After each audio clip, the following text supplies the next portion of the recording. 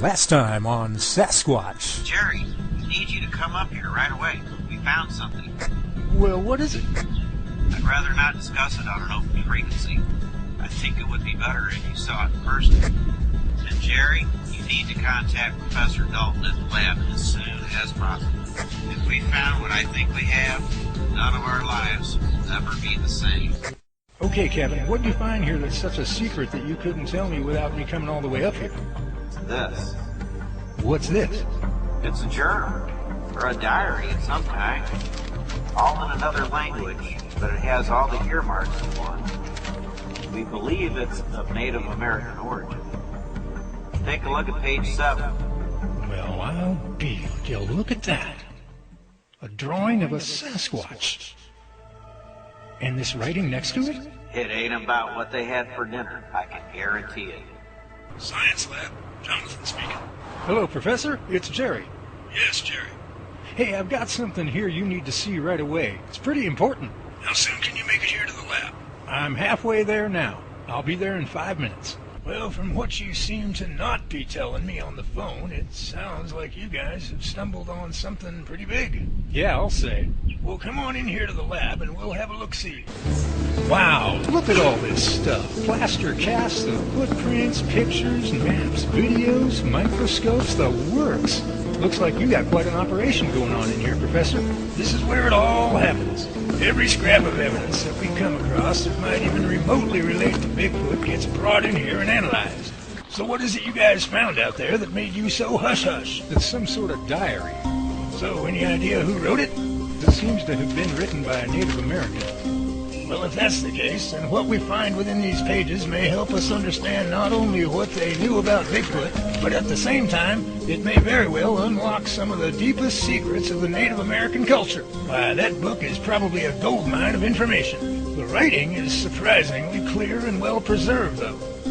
Whoever buried this thing did a great job at protecting it from the elements.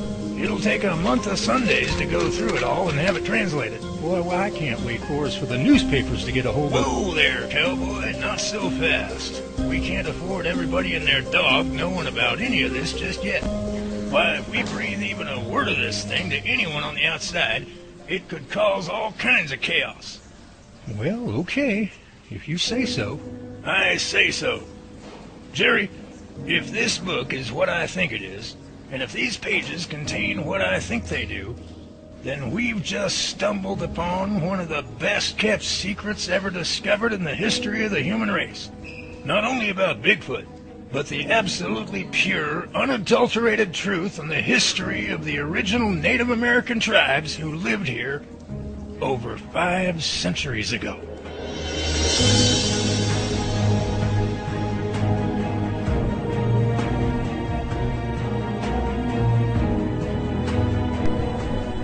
And now, part 2 of Sasquatch.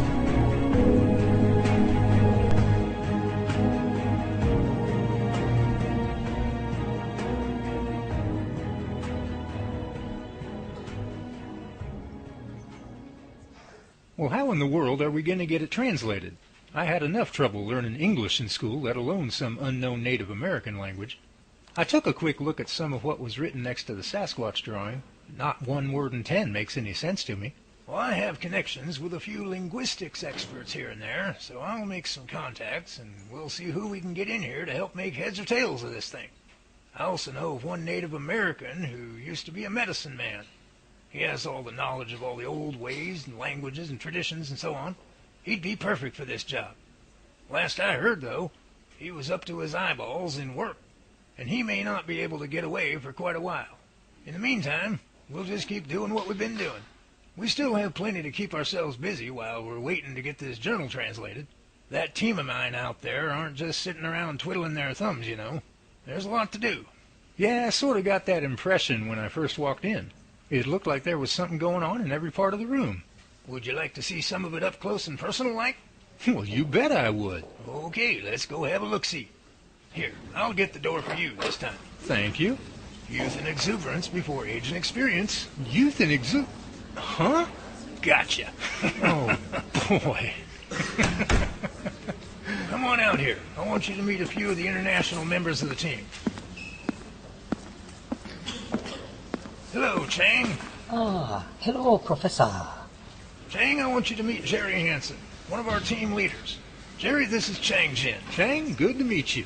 Hello, Jerry. It is a great honor for me to make your acquaintance. Chang here is in charge of our visual enhancement department. Chang, would you explain to Jerry exactly what it is you do here? Ah, certainly. This is where we bring all videos we get, as well as many still shots. So many videos taken of Sasquatch. So shaky, very hard to see. Well, we upload video to computer, then run through video stabilizer program.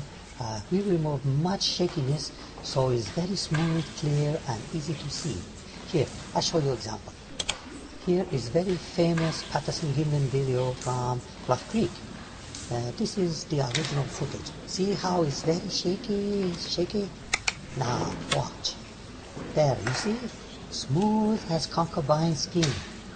Through this enhancement program, we are also able to detect whether is man in monkey suit or is real Sasquatch. That is just amazing. Very impressive, Chang. Thanks for showing me this. And it's good to meet you. Thank you, Chang. You are most welcome, Professor and Jerry.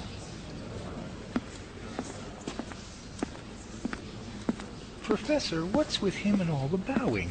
That's just his culture's style of greeting someone. Kinda weird. Well, get used to it. You're gonna experience a lot of new things around here. Things? As in more than one? You mean there's more? Now over here we have the microscopes. In charge of this department, all the way from Paris, France, is Francois Charbonneau. Francois, this is Jerry Hansen, one of our team leaders. Jerry, Francois Charbonneau. Francois, it's good to... Gerard, mwah, mwah. It is so good to finally meet you. I have heard so much about you. He's also quite affectionate. Oh, boy, I'll say. I haven't been grabbed and kissed like that since I had a girlfriend in high school. What's the matter, Jerry? You don't like a kiss? Well, I think what Jerry's trying to say is he wasn't quite expecting a kiss from you. But in my country, this is our traditional greeting. It's okay. It really is. I'll adjust. Francois, tell Jerry exactly what it is you do here with these microscopes in relation to Bigfoot. This is where we can see the tiniest of detail in the physical evidence of Bigfoot. Hair sample, blood sample, whatever the creature leave behind, we can use it as evidence. Blood samples? How would we ever get that? That would mean shooting one. Well, not necessarily, Jerry. You have to remember where they live. The wilderness can be a hazardous place, even to a Sasquatch. So there's always that chance that one of them could come up injured one day by ordinary, everyday, natural circumstances. How many times have you been scraped by a tree limb or been digging in the rocks and cut yourself? If it can happen to you, then it can happen to them. And it's our hope that one day, one of us will be in the right place at the right time to be able to obtain a blood sample. Because you just never know what might happen out there. Yeah, I suppose you're right. Francois, it was a pleasure to meet you. It was my pleasure, Jerry. This time I will give you the traditional American greeting, n'est-ce pas? A handshake. Thank you, Francois. Goodbye, Gerard. Thank you, Francois. Phew, man, he's quite the enthusiastic one, isn't he? Yeah, he is. And I'm happy to have him on board with us, too. Now, next is the audio department. And at the controls is Scotsman Malcolm McBlain. Malcolm, I'd like you to meet one of our team leaders, Jerry Hansen. Jerry, Malcolm McBlain. Malcolm, nice to meet you. Oi, lad. I must say you look a wee bit frazzled. Yeah, Jerry's just a little overwhelmed at the moment. He's just been bowed to and kissed all in less than 5 minutes. That'll change any man's perspective on the world in a hurry. Malcolm, tell Jerry exactly what it is you're doing here with the audio department. Aye, I'd be happy to. This is where we study all the vocalizations of Bigfoot. First of all, I feed each recording through a noise removal program to remove all the hits and static that might be coming from an amateur recording. Then I start comparing each audio clip with other recordings of known, authentic vocals. I listen for tone, pitch, and look at the decibel readings. I also turn each recording into a voice print over here. This enables me to actually see the song and compare it with the vocal ability of a human. Without going into too much detail, I basically determine whether each recording was made by a real Bigfoot or by a human. And when you've been doing this as long as I've been doing it, lad, it's not hard to tell the difference. Just fascinating. All this equipment here makes my stereo system at home look like a child's toy. Thank you, Malcolm. Hey, you're welcome, lad. Stop by any time. Jerry, let me show you the rest of the setup. Now over here we have all the plaster casts that have been turned over to us over the last couple of months. These have all been collected from everywhere within about a 200-mile radius of the lab. Each one's been individually measured, photographed, and categorized. Now, as you can see, the wall here is getting pretty full, so we're going to have to start storing these real soon. Well, that's everything, Jerry. We've gone full circle. Come on in the back room again, and we'll figure out what's next on the list of to-dos.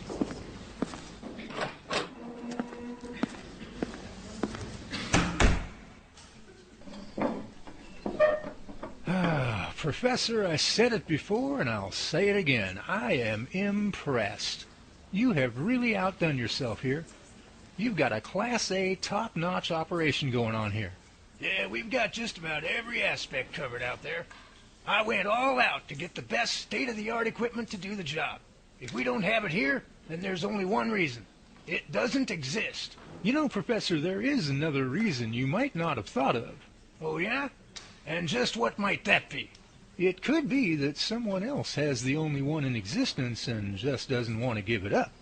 You know, Jerry, you might have something there. I hadn't thought of that possibility.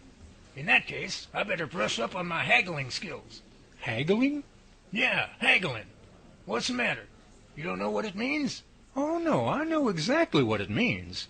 I just never considered you to be the haggling type. Well, of course. The government grant I got is only just so big, you know. So I gotta be as thrifty as I can about my purchasing decisions. I'll haggle them down to the ground if I have to just to get what I need. But don't worry. Everything we got here is top of the line. No mistake about it. Oh, I get it now. Why, you old conniver, you.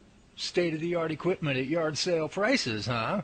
I suddenly feel as if I'm in the presence of greatness. Oh, brother. I bow before you, O most honorable master of Ripovsky. Jerry, what are you doing on the floor there, brother? Hey, good news, Professor. Your floor is completely dust-free. That's right, no dust in here, no siree. It's clean as a whistle, in fact.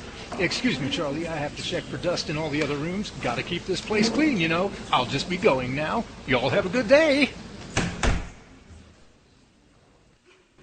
You mind telling me what that was all about there, Professor? I'm not real sure myself, but I think one whole sugar cube in his coffee was a wee bit too much. Ah, well, what can I do you for, Charlie? I just got a phone call from a Maria Davenport, who says she caught sight of a Sasquatch as it was down by the creek in the back of her house last night. Well, where does she live? About 5 miles north of here, on Old Frontage Road. Okay, who can we send? Well, actually, I was thinking me. Okay, who else? Well, everyone else is tied up at the moment. And Jerry is, Is what? well, he... It's okay, Charlie. You can tell me. Professor, this guy was just in here looking for dust particles on a floor that any of us could eat off. I don't think I could trust a man like that out in the field, if you get my meaning. Oh, don't you worry about Jerry none. My guess is he just got hit with a sudden case of temporary embarrassmenticitis, if you get my meaning. He'll be okay in a few hours. So I guess it's you and me. Well, I'm ready and raring to go. You lead the way, Professor. Okay, we'll take my truck. Everything we'll need is already in there.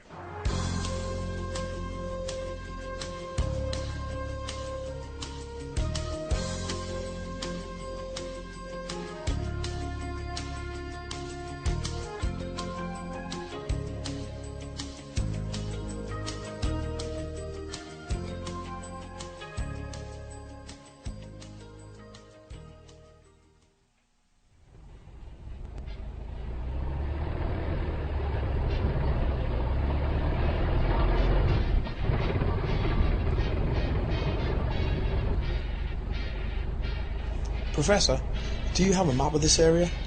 I wanted to look something up while we're en route. Yeah, there's one in the glove box. And since you and I are going to be working together pretty close, you can call me Jonathan. Okay, Jonathan it is. Charlie, have you ever actually seen a Sasquatch in person before? Just once, from about 100 yards away. It was about 5 years ago, and I'd just come over from England. I'd been studying anthropology at university in the UK, and when it was time for our summer break, I decided to fly to the States to visit an old school friend of mine who'd moved to the state of Washington. One day, he decided to show me around, starting with a nice, relaxing hike through the local woods. Well, we hadn't been hiking for more than about 15 minutes when we started hearing the sound of snapping trees. Then we also noticed that all the birds had got real quiet. It was about then that we saw it. It must have been about 8 feet tall and, I don't know, maybe 700 pounds. Even at 100 yards away, it looked bloody huge. Part of me wanted to run a big part, but the other part just made me stop and stare at it, almost daring me to get closer. The whole encounter lasted about 30 seconds before it turned and disappeared at the trees. Then a few seconds later we heard the most awful sounding scream, like nothing I've heard before, or since, to be honest. So what happened after that? I mean, how did you go from an anthropology student to a full-time position as a Bigfoot researcher and investigator? When I got back to England, I couldn't think of anything else but what I'd seen that day. It was like it controlled my whole bloody life. I thought about it during the day, I had dreams about it at night, it just wouldn't go away. It was almost as if I was being called away by some higher power to come back here again. I don't know, it was like on a spiritual level almost. It was about 2 months after I graduated. I was online one day and started reading some of your research here. Something just drove me to get involved. I sent a couple of emails to your office. I got your invitation, packed my bags, and the rest, as they say, is history. You know, it just fascinates me at how many people have been drawn into this kind of work. There's no one member of my team who doesn't already have some sort of story or testimony very similar to yours. And it seems like a day doesn't go by that I don't get an email or a letter or a phone call from someone who... Wait, listen, turn up the radio. I'm Jack Kingsley. A search is underway this afternoon for what is reported to be an 8-foot air-covered giant creature who terrorized residents last night at Old Frontage Road between the hours of 7 and 10 p.m. Local authorities are warning all campers, tourists, and residents alike to be on the alert and use extreme caution. We'll keep you updated on this story as we learn more. From KRQB Radio News, I'm Jack Kingsley. Did he say Frontage Road? Why, that's less than a half mile from where we're at right now. Sounds like this one actually made the news before we even got there. That means there could be reporters crawling all over the place by the time we get there. I never did like it when they get too involved. All it would take is just one nosy newsman to... Jonathan, watch out!